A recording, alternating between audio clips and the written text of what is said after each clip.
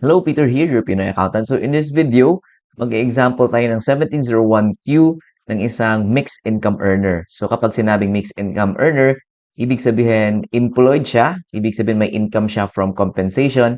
At the same time, may business siya. So dalawa yung sources of income niya from employment and business or practice of profession. So let's start. So open natin yung ating EBR form. So ito yung ating EBR form. And then, as usual, input nyo yung inyong profile, yung TIN, and other details na nakalagay dito. So if this is your first time of using this, ayan, i-double check nyo lang yung certificate of registration ninyo and yung details na kailangan nyo sa inyong profile is nandun lang sa inyong COR or the certificate of registration. So let's start. Input your TIN.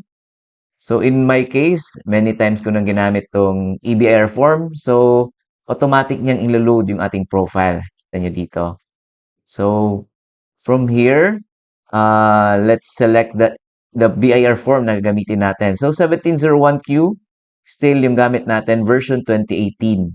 1701Q, version 2018. So ito yung pipiliin natin. Click nyo. And then click nyo itong fill up the button. And then click nyo OK. So ito na yung ating 1701Q. So for the year 2026 and then second quarter, so amended return, so no, this is not an amended return. Number of sheets, you can leave it ano lang 0 because if may mga attachments kayo, again, yung kailangan niyo is through EAFS na yung mga attachments natin. And then double check nila yung part 1, the background information on taxpayer or the filer. So yung TIN, nandiyan na, RDO code, and then dito tayo sa tax filer type. So, yung example natin for today, either ano kayo, professional, yan, practice of your profession, and at the same time, may business kayo. For example, you're selling in Lazada, or may physical store kayo, pwede din. So, piliin nyo, example, professional kayo, ayun nga, it could be mga freelancers kayo, or practice of profession, could be CPA, or lawyer, or doctors, ayan, professional yung pipiliin nyo. Single proprietor naman kapag may business kayo, for example, sa Lazada, or you are selling goods. Yan yung example ng single proprietor. So, example, professional yung pipiliin natin. And then, kapag mixed income earner kayo, so dito na yung magkakatalo na magkaiba, kumbaga. So, number 8, so dito lang talaga yung magkaiba, is sa ATC. So, yung pipiliin natin ngayon is since mixed income earner kayo, so dalawa yung option ninyo. Either nag-graduated income tax rate kayo, it could be itemized deduction kayo or the optional standard deduction, or mixed income kayo at nag 8% kayo. So, either dyan yung ating example. But for example, ano kayo, optional standard deduction. So ito yung pipiliin ninyo, mixed income and the graduated IT rates. So i-click niyo yan. And then if 8% kayo, ito yung pipiliin niyo sa baba, mixed income, 8% IT rate. So let's proceed. So taxpayer filer name, ayan, naka-indicate na. So double check nyo lang ano yung mga missing na information.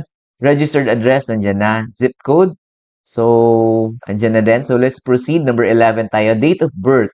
So yung i-follow nila yung format na month, day, and the year. So the month, the day, and the year. Ayan. And then email address, naka-indicate na dyan. So number 13 tayo. Citizenship. So, Filipino, ayan. And foreign tax number, so in most cases, hindi ito nag-apply sa atin, if applicable lang. So, very rare lang yan na may foreign tax, ano tayo dito, number. So, 15, yung foreign tax credits, claiming ba tayo yan? So, no. And number 16, ayan. So, graduated rates per tax table yung gamit natin. We are using the optional standard deduction, ha.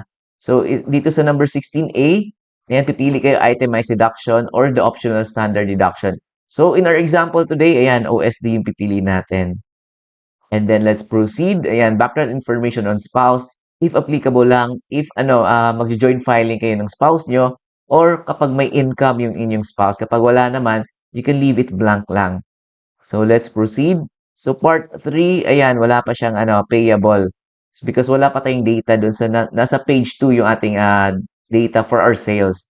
So, ayan, so 0 pa lang yan. So, let's proceed. Click to natin next na button. Ayan. So, we are optional standard deduction. Kaya dito tayo sa graduated IT rates. Ayan.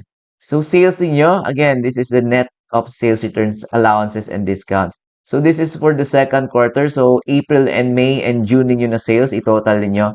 Example lang ha, yung total ng ating April, May, and June is 500,000. Ayan, so cost of sales, hindi to applicable sa atin because we are availing the optional standard deduction. So that would give us a gross income from operations still the 500,000.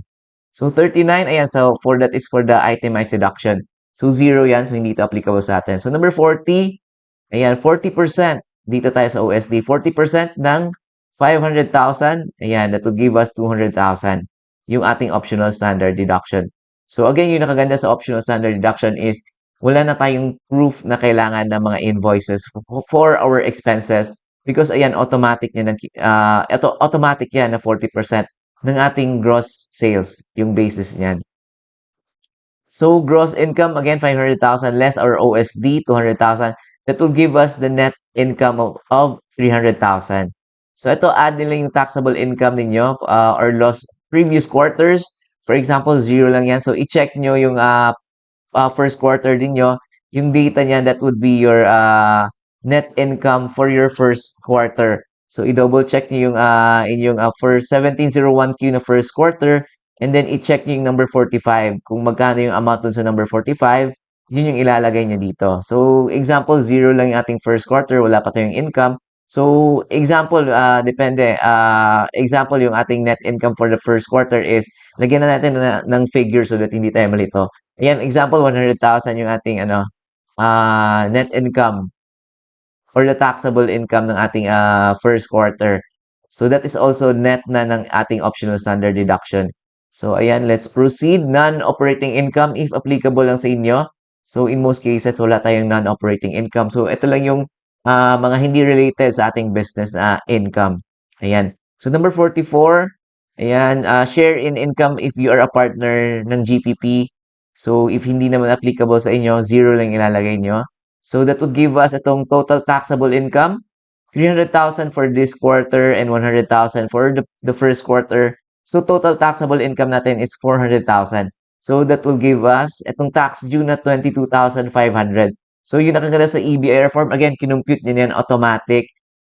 Using yung tax table, you can compute it manually. So using the table dito. So yung taxable income natin is 400,000. So dito pa tayo sa not over 400,000. So 15% ng excess ng 250,000. So 400,000 less 250,000 multiplied by 15%, that is your tax due. Ayan. So Schedule 2, 8%. Dito applicable sa atin. And then Schedule 3, ayan, tax credits and the payment. So lagay nyo lang if applicable sa inyo. 55, ayan, prior years excess credits. If you have may mga overpayment kayo sa inyong annual income tax return ninyo nung 2025, again, i-double check nyo.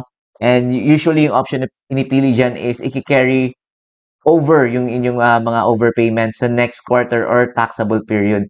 So, in our example, i-double check nyo lang yung, again, yung inyong yung 1701 yung or the annual ITR for the 2025. So, example lang, may overpayment kayo doon na 40,000. Ayan. Example lang, ay so mag-exceed na tayo na wala tayong tax due. So example lang, 1,000. Example lang yung ating excess credits nun. And then 56, ayan, your tax payment nung first quarter, if ever you have tax due nung first quarter. So i-double check nyo again yung inyong proof of payment. So example, may 500 tayong binayad nung ating first quarter. So yan yung ilalagay nyo dyan. Again, double check nyo yung na-file ninyo na 1701Q for the first quarter. And i-double check nyo din yung proof of payment ninyo. And then number 57, so this is the 2307 nung inyong first quarter if applicable sa inyo. So again, i-double check nyo yung final ninyo first quarter. And maganda din if i-double check yung 2307 mismo ninyo na hard copy. So example then, again, if example lang may 500 may 500 tayo na 2307 nung first quarter. And then let's proceed. So yung 58 naman, this is for this quarter or the current quarter for the second quarter. So, i-check nyo if may mga 2307 kayo for the second quarter. So, example lang, may 1,000 tayo. Another 1,000 for this quarter. So, ayan. So, 59, ayan, hindi to applicable sa atin because this is for amended return. So, hindi to amended return. And then 60 and 61 in most cases, yung foreign tax credits and other tax credits natin is zero lang yan. So, that would give us itong total tax credits or payments na 3,000. So, yung tax due natin is 22,500 and less natin yung ating tax credits and payments na 3,000. So, yung tax payable na pa natin na for this quarter is 19,500.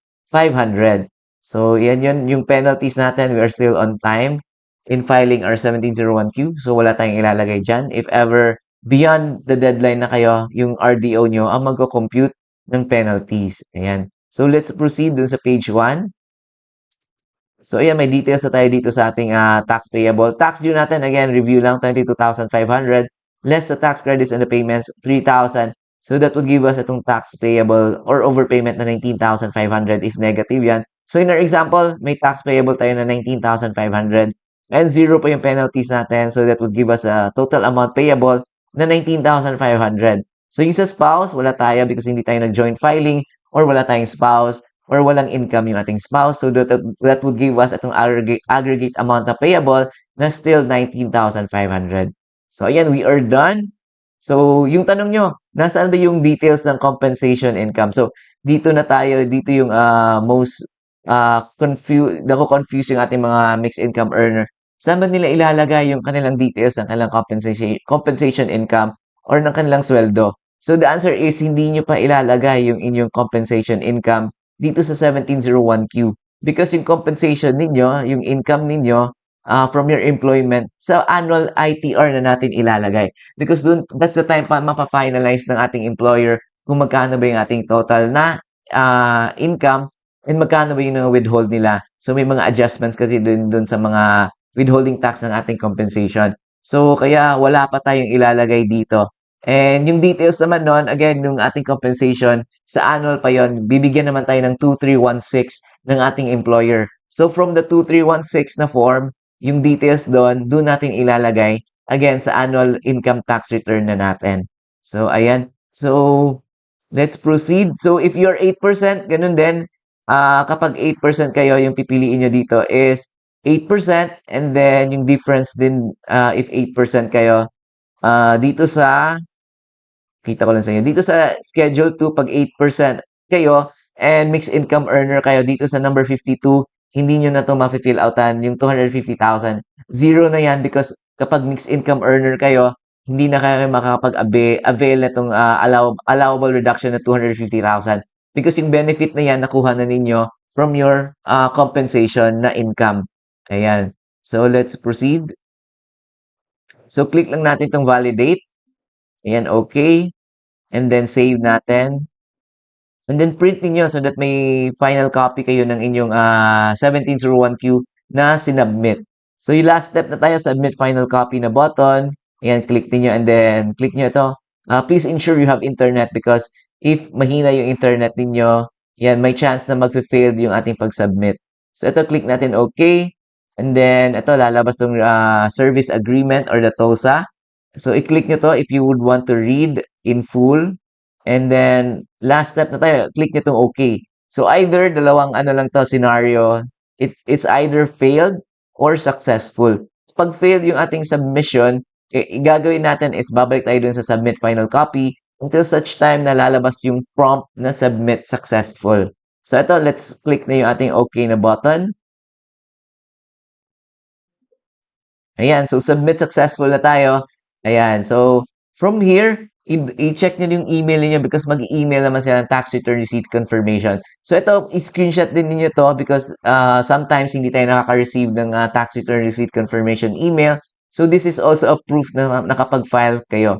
So check nyo yung email niyo. It's either today. Some taxpayers, they would receive it 2 days from filing or 3 days. So ayan, so kapag super super delayed na, you can ask your RDO. Pwede kayo mag-seek ng assistance from your RDO at pwede nyo i-confirm if na-receive ba ang inyong final or you can also email yung sa BIR at contact_us@bir.gov.ph. So pwede kayong magtanong if na-receive ba nila yung inyong filed na return.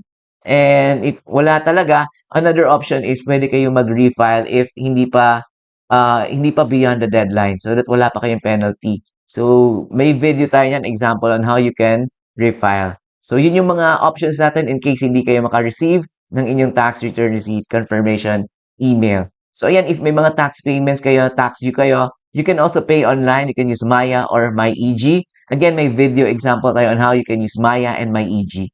Ayan. So, yun lang ating video for today.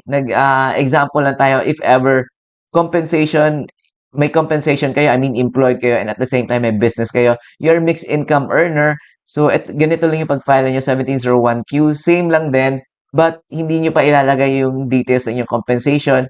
Sa annual ITR nyo pa ilalagay ang inyong details ng inyong compensation or yung from your employment na inyong salary. Ayan. So, yun na ating video for today. My name is Peter again, your Pinoy accountant. If may mga tanong kayo, just comment down below. And if you would want to download may mga free templates sa'yo, you can go to our website, www.pinoyaccountant.com/download. And if you would want to support our channel, you can go to our website, www.pinoyaccountant.com/donate. Ayan, super thank you sa mga nag-like, subscribe, comment, and nag-share ng ating videos and sa mga nag-send ng support.